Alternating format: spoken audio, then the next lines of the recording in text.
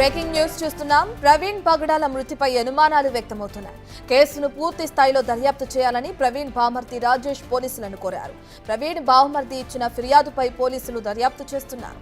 ప్రవీణ్ పగడాల హైదరాబాద్ నుంచి 2 రోజుల క్రితం విజయవాడ వచ్చినట్లు తెలుస్తోంది. బుల్లెట్ బండిపై విజయవాడ చేరుకున్నారు. ఇక విజయవాడ నుంచి నిన్న రాత్రి 9:30 రాజమండ్రి బయలుదేరారు.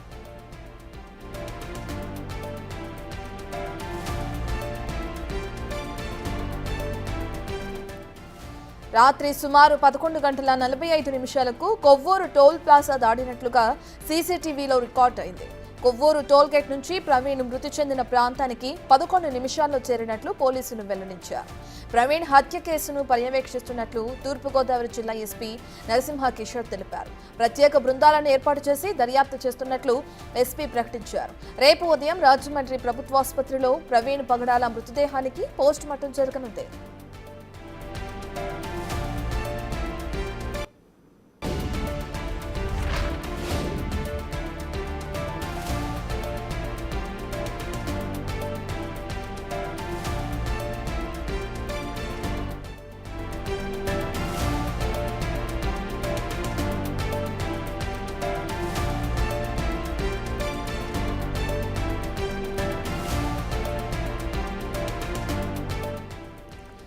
ఇక ప్రవీణ్ పగడాల మృతిపై అనుమానాలు వ్యక్తమవుతున్నాయి. కేసును పూర్తి స్థాయిలో దర్యాప్తు చేయాలని ప్రవీణ్ బామర్ది రాజేష్ అటు పోలీసులను కోరారు. ప్రవీణ్ బామర్ది ఇచ్చిన ఫిర్యాదుపై పోలీసులు దర్యాప్తు చేస్తున్నారు. ప్రవీణ్ పగడాల హైదరాబాద్ నుంచి 2 రోజుల క్రితం విజయవాడ వచ్చినట్లుగా తెలుస్తోంది. బుల్లెట్ నుండి ఇక విజయవాడ చేరుకున్నారు. ఇక ఆ తర్వాత విజయవాడ నుంచి నిన్న రాత్రి 9:30 రాజమండ్రి బయలుదేరినట్లు కూడా మనకి తెలుస్తుంది. ఇక ప్రవీణ్ పగడాలకి మృతికి సంబంధించి బిగ్ ట్విస్ట్ చూస్తున్నాం మనం. బిగ్ టీవీ స్క్రీన్ పైన ఇప్పటికే సీసీటీవీ ఫుటేజ్ కూడా మనకు అందుబాటులో ఉంది. ఇప్పటి వరకు హత్యగా పలువురు అనుమానాలు కూడా వ్యక్తం చేస్తున్నారు ప్రవీణ్ పగడాలకి సంబంధించి. అయితే ప్రమాదంగా స్పష్టమవుతుంది. అక్కడ సీసీటీవీ ఫుటేజ్ మనం చూస్తే అర్థమవుతుంది ఏ విధంగా అయితే యాక్సిడెంట్ జరిగిందో. దానికి సంబంధించిన CCTV footage big TV screen పైన మనం చూస్తున్నాం ఎక్స్క్లూజివ్గా. పాస్టర్ ప్రవీణ్ హత్య కేసులు ఇప్పుడు ట్విస్ట్ నెలకొంది. ఇప్పటి వరకు అందరూ అనుమానాలు వ్యక్తం చేయడమే మనం చూసాం. అయితే యాక్సిడెంట్ జరిగింది, ఏ విధంగా జరిగింది, ఎప్పుడు టోల్ ప్లాజా క్రాస్ అయ్యారు, ఇక దాని తర్వాత ఆయన బైక్ పై వెళ్తున్నప్పుడు ఏ విధంగా యాక్సిడెంట్ జరిగిందని దానికి సంబంధించిన సీసీటీవీ ఫుటేజ్ మనం బిగ్ టీవీ స్క్రీన్ పైన ఎక్స్క్లూజివ్లో చూస్తున్నాం.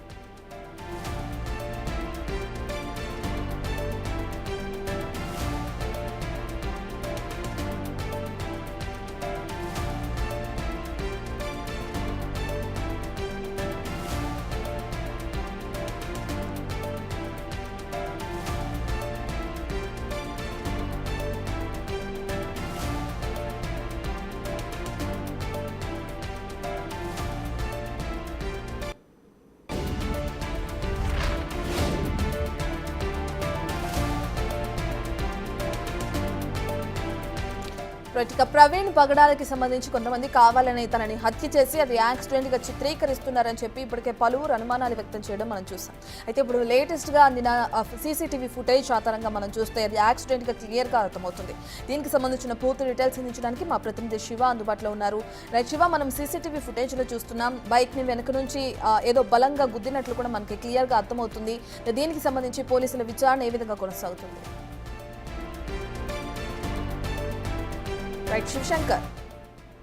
శివశంకర్, మనం చూస్తున్నాం ఏదైతే యాక్సిడెంట్ కి సంబంధించిన సీసీటీవీ ఫుటేజ్ మనకి బిగ్ టీవీ స్క్రీన్ పైన ఉందో దానికి సంబంధించి మరి పోలీసుల విచారణ ఎక్కడి వరకు వచ్చిందంటారు? అంటే ఇప్పటి వరకు చూసుకుంటే చాలా మంది ప్రవీణ్ పగడాలది హత్య అని చెప్పి అంటున్నారు, అనుమానాలు వ్యక్తం చేస్తున్నారు. దానికి సంబంధించి పోలీసులు కేసు నమోదు చేసి విచారణ చేయడం కూడా మనం చూస్తున్నాం. ఇప్పుడు వచ్చిన లేటెస్ట్ సీసీటీవీ ఫుటేజ్ ఆధారంగా చూస్తే యాక్సిడెంట్ గా కనిపిస్తుంది. డీటెయిల్స్ ఏ విధంగా ఉన్నాయి?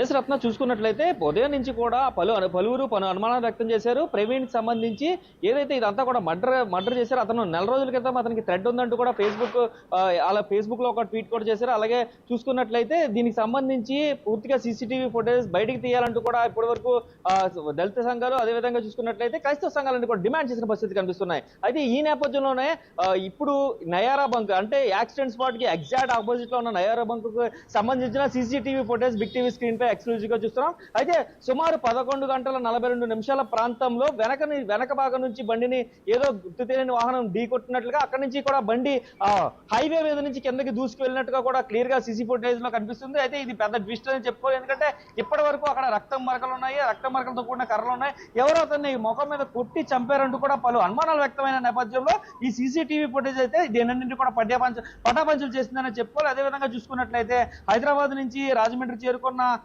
ఎవరైతే ప్రవీణ్ కి సంబంధించిన బంధువులు ఉన్నారో అతని బావమరిది ఎవరైతే రాజేష్ రాజు ఇచ్చిన కంప్లైంట్ మేరకు అనుమానాస్పద మృతి కింద కేసు నమోదు చేస్తామంటూ కూడా పోలీసులు ఇప్పటికే తెలిపారు. అయితే ఈ విషయంపై ఇప్పటికే జిల్లా ఎస్పీ ప్రత్యేక బృందాలను ఏర్పాటు చేసి దర్యాప్తు చేసినట్టుగా కూడా తెలిపారు రత్న. అయితే దీనికి సంబంధించి పూర్తిగా సీసీటీవీ ఫుటేజ్ లో చూసుకుంటే అది క్లియర్ కట్ యాక్సిడెంట్ గా అయితే మనకి కనిపిస్తున్న దృశ్యాలను అయితే మనం క్లియర్ గా విజువల్స్ లో చూడొచ్చు.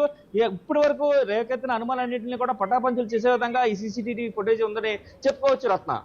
రైట్ శివశంకర్, అయితే ఏదైతే బైక్ ని ఢీ కొట్టిందో అది లారీయా లేదంటే ఏదైనా కార్ అనే డీటెయిల్స్ ఏమైనా తెలిసినాయా? ఇంకా అదే నేపథ్యంలో పోలీసులు ఎంక్వైరీ చేస్తున్నారు. ఆ సమయంలో అటుగా వెళ్ళిన వెహికల్స్ అన్నింటినీ కూడా నెంబర్స్ ట్రేస్ అవుట్ చేసే విధంగా చూస్తున్నారు. ఎందుకంటే ఇక్కడ సీసీటీవీ ఫుటేజ్ అనేది బంక్కి రోడ్డుకి అవతల పక్కన ఉంది. అంటే నేషనల్ హైవేకి సుమారు 80 అడుగుల రోడ్డు ఇటు పక్కన 80 అడుగులు అటు పక్కన ఉంటుంది. దాన్ని దాటి లోపల ఉన్న బంక్ లో సీసీ ఫుటేజెస్ కాబట్టి ఇది బంక్ కి సంబంధించిన సీసీ ఫుటేజ్ కాబట్టి అక్కడి నుంచి వెళ్ళిన వెహికల్స్ అన్ని కూడా ఆ సమయం నుంచి నెక్స్ట్ టోల్ గేట్ కి ఎంత సమయం పడుతుంది, లేదా ముందుగా ఉన్న కొవ్వూరు టోల్ గేట్ కి అంటే సుమారుగా 11:20 11:30 మధ్యలో వెళ్ళిన సీసీ కెమెరాలకు సంబంధించి ఈ ఫుటేజ్ సంబంధించి ఏదైతే వెహికల్స్ వెళ్ళాయో అంతే అతనితోటి ఫాస్ట్ ప్రవీణ్ వెహికల్స్ కాకుండా ఇంకా ఏ వెహికల్స్ వెళ్ళాయో ఆ వెహికల్స్ అన్ని కూడా పూర్తిగా పెద్ద వెహికల్స్ అన్ని కూడా నెంబర్స్ అన్ని కూడా ట్రేస్ అవుట్ చేస్తున్నట్లుగా కూడా మన సమాచారం ఉంటుంది. పూర్తి దర్యాప్తు చేస్తున్నట్లుగా ఇప్పటికే ఎస్పీ చెప్తున్న పరిస్థితి అయితే ఇక్కడ రాజమండ్రిలో కనిపిస్తున్నాయి రత్న. శివ, ఏదైతే ఒక సీసీటీవీ ఫుటేజ్ లో మనం చూసామో ఆ బైక్ కి ఎదుర హెడ్ లైట్ లేకుండా ఆయన వెళ్తున్నట్లు కూడా మనం చూసాం. సో ప్రమాదానికి అది కూడా ఒక కారణమై ఉండొచ్చు అంటారా? ఖచ్చితంగా చెప్పుకోవచ్చు. ఎందుకంటే రాత్రి సమయం అది కూడా 11:40 అవుతుంది. అంటే సుమారుగా 12 గంటలకు దగ్గరలో ఉన్న సమయం కాబట్టి ఒకవేళ హెడ్ లైట్ లేకపోవడం వల్ల అతనే ఒకవేళ ఇక్కడ రోడ్డు మార్జిన్ జారి కిందకి వెళ్ళిపోయారా, లేదంటే వెనక నుంచి ఏదైనా గట్టిగా ఢీ కొట్టిందా అనేది మాత్రం క్లియర్ గా మనకి అర్థం కాని పరిస్థితి ఉంది. ఎందుకంటే సీసీ ఫుటేజ్ చాలా దూరంగా ఉంది కాబట్టి క్లియర్ గా ఆ వెహికల్ ఏ వెహికల్ టచ్ చేసిందా, లేదంటే అతనే మార్జిన్ దిగిపోయారా అనేది మాత్రం క్లియర్ గా అర్థం కాని పరిస్థితి కనిపిస్తుంది. కాబట్టి పోలీసుల దర్యాప్తు పూర్తి స్థాయిలో చేసిన తర్వాత దీనిపై స్పష్టమైన క్లియరెన్స్ అయితే వచ్చే అవకాశం అయితే కనిపిస్తుంది రత్న. శివ, అయితే ఏదైతే కుటుంబ సభ్యులు ఇప్పటికే హత్య అని ఆరోపణిస్తున్నారో దానికి సంబంధించి కేసు నమోదు చేసి పోలీసులు విచారణ జరిగిస్తున్నారో, కావాలనే ఆయన వెళుతున్నప్పుడు వెనుక నుంచి ఢీకొట్టి యాక్సిడెంట్ గా చిత్రీకరించి హత్య చేసే కోణంలో కూడా ఈ ఘటన జరుగుండొచ్చు. మరి ఆ కోణంలో ఏమైనా పోలీసులు విచారణ జరిపిస్తున్నారా లేదా?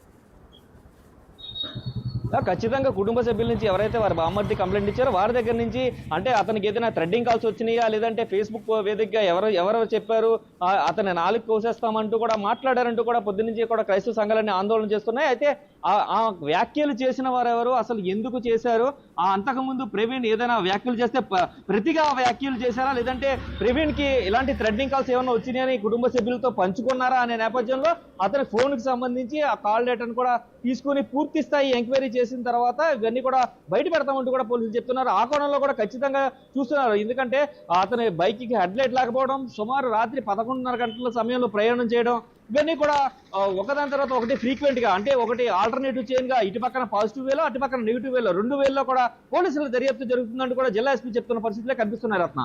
Right, thank you Shiva.